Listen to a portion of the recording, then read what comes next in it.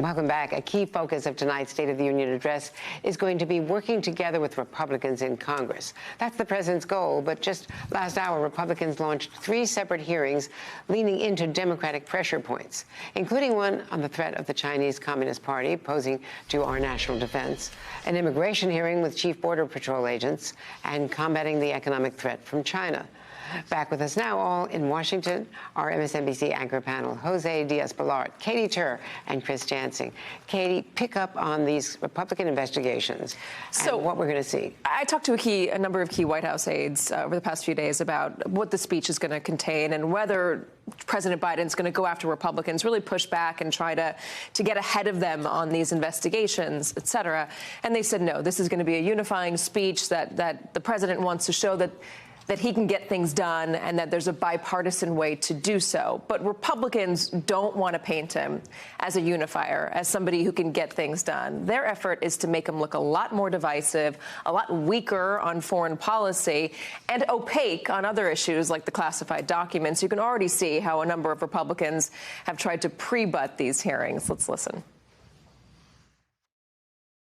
So if then Vice President Biden took classified documents with him and held them for years and criticized former President Trump during that same time that he had those classified documents, and only after it was uncovered did he turn them back. I think this looks more like a cover-up than an investigation. What happened for 6 years? Why did Joe Biden have it? There's a pattern here of anonymous sources of money flowing into the Biden's pockets and Biden interest, and it's very concerning. When we start talking about Hunter Biden, we need to talk about what did the DOJ and FBI do? Did they suppress? And the answer is yes, they suppressed. One way we could get the FBI in front of the committee really quickly is say, we're not giving you a penny until you all come down here and explain to us what this task force was, why you told Twitter to suppress the Hunter Biden laptop story when you knew darn well it was true. I think this entire episode telegraphed weakness to Xi and the Chinese government. The catastrophic Chinese spy balloon spectacle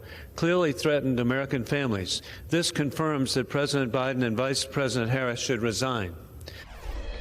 So this is all pre-butting the State of the Union, and they're going to have their official rebuttal tonight with Sarah Huckabee Sanders. I spoke to somebody in the governor's office today who said that they're going to try to paint, she's going to try to paint Joe Biden as unwilling to defend our borders, defend our skies, defend our people. Interesting, Mike McCall of the House Foreign Relations Committee is going to have the Afghan ambassador as his guest, trying to point out what happened in Afghanistan. That's been a big Republican talking point. President Biden was disastrous in the withdrawal.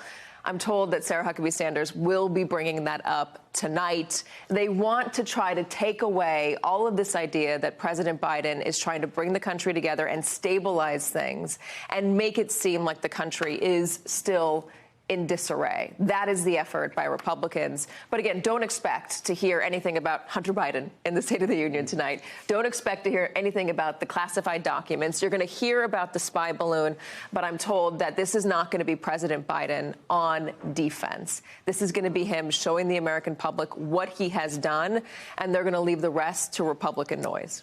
And Jose, one of the big issues of disarray is the border, because there are historic levels of migrants, and on the left and the right, with many people on the left, certainly a lot of Democrats and human rights groups, really concerned about Article 42. Yeah, and what is the policy? What is the immigration policy of the United States of America? Is it Title 42? Is it Title 42 plus?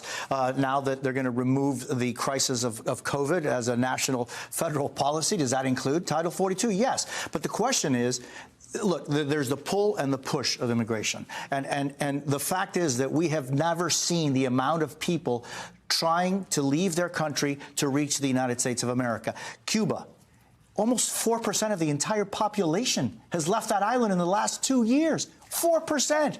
Haiti, the country is...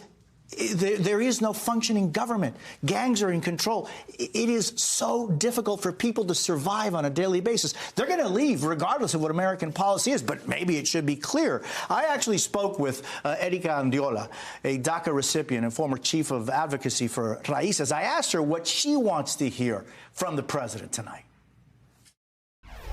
He promised that he was going to be approaching this issue from a human side, right? That he was going to ensure that people like myself who have DACA, will have a path to citizenship.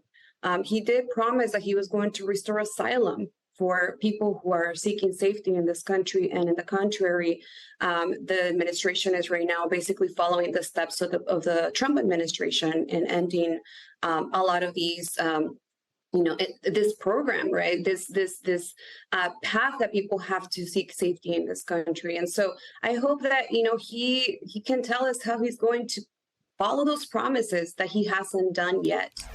And, it's so important to underline that there are two different issues here. There is immigration reform of the 11, 12, 13 million people that have been here, many of them for decades, have been participating in this economy. And then there is the humanitarian crisis at the border. But politics intertwines the two of them. So I wonder, is President Biden going to try to make the economic case for more immigration? I mean, we hear the moral case all the time. You just heard it there. But we have a declining birth rate. We have a declining tax base that will not be supportable for the future generations for Social Security and Medicaid. And when you talk to economists or our friends over at CNBC, they will say that it is smart and strategic and will benefit all of us and our country's survival to expand the tax base, let more immigrants in. Why don't I hear more about the economic reasons? Because of the political intertwining of immigration and humanitarian crisis. But talk to the folks like I do in Miami on a daily basis. We had the mayor of Miami just the other day on MSNBC talking about the fact that there is a need for people to work. And, we're in essentially a 3.2% unemployment is full employment in our country. We need it. But we have 10 million open jobs and 2 million less and look at the farm communities in the Central Valley of California. Yeah, absolutely. But the president did talk about immigration reform last year. He is certainly expected to talk about it this year. But what I think a lot of people want to hear him say is how one can work in a bipartisan manner to get something done, because it just doesn't seem possible. Well, Senate Republicans want something done. I mean, there was that codel at the border, which with a number of Senate Republicans and Senate Democrats as well. It's the House. You're going to hear potentially heckling again tonight, right? As the president prepping for that look. You also have, you see the difficulty of the speech in the conversation that we're having, because a lot of these are the same issues that President Clinton was talking about, the President Reagan was talking about. How long have we been talking about comprehensive reform in immigration? Immigration reform in this country since 1986, when Ronald Reagan was president, and it was a divided Congress. But it was done back then. But since then, no comprehensive. Well, it was proposed by John McCain. Now. Exactly. We've been talking about that since Columbine. I covered Columbine. Everyone thought something would change then. They thought it would change after Uvalde. They thought it would change after Newtown. Every time there is a horrific in South Carolina. Somebody goes into the basement of a church where they're praying and kills a bunch of people. The assault weapon ban was passed in 1994, and they let it expire 10 years later. Well, part of it is because it's not just a divided Congress now. It's a gerrymandered Congress, a heavily gerrymandered Congress where the extremes are rewarded and then they're the ones that get into office. So there's not as much room for any bipartisan agreement any longer, because what gets you elected is the more extreme position, and campaign the anti-gun reform position, the anti-immigration position, and all of the money that is flowing. The money from the lobbyists, from those lobbyists on guns, gun manufacturers as well. Let's do this again. Yes.